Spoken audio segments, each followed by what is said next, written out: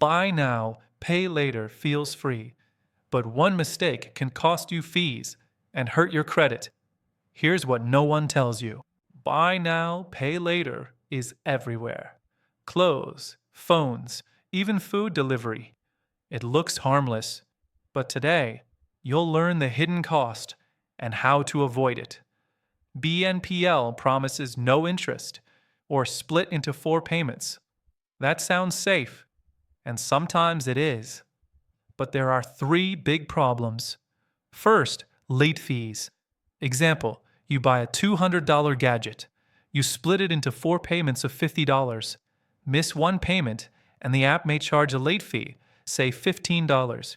That's an extra $15 on a $200 purchase. That's 7.5% in extra cost. Not huge alone, but do that a few times and it adds up fast. Second, impulse spending. 4 easy payments make expensive stuff feel cheap. People buy more. They buy faster. Returns become messier. You might keep things you don't need because you already paid one small chunk. Third, credit and records. Some BNPL companies report late payments to credit bureaus. Others don't. Either way, a history of missed BNPL payments can make loans or a phone plan harder later. Quick story. Anna uses BNPL for clothes. She buys $300 across 3 apps. She forgets a $40 payment on one app. Late fee, $20.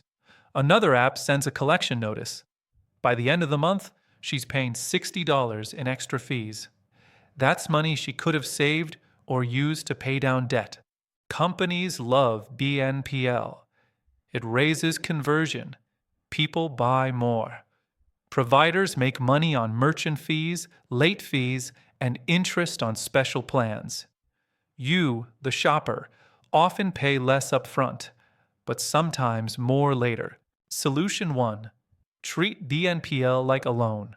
Check the terms. Read the fine print. Ask, are there late fees? What are they? Is there interest after a grace period? Set the payment dates in your calendar immediately. Better, turn on autopay if you can afford it.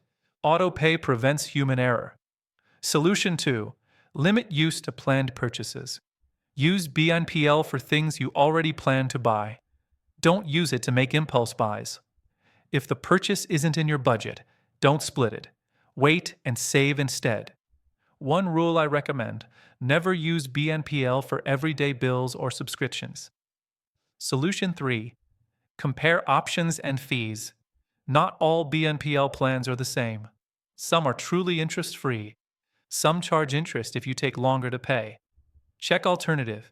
A 0% promo credit card or small personal loan might be cheaper for big purchases. Also compare return and dispute policies. Some BNPL plans make returns harder. Quick checklist to follow before you hit buy. Read the checkout terms. Note the payment dates. Put them in your calendar. Ask, can I afford the total if I lost my job next month? Use autopay when possible. Keep total BNPL balances small. No more than 1 or 2 active plans at a time. A short psychology tip. Breaking cost into parts tricks your brain. 4 payments of $25 feels different than one $100 charge. That's deliberate. Recognize the trick and pause before buying. If you missed payments, don't panic. Contact the provider. Ask for a payment plan or a waiver of a late fee. Some companies help if you ask. Document everything. Keep proof of payment or messages.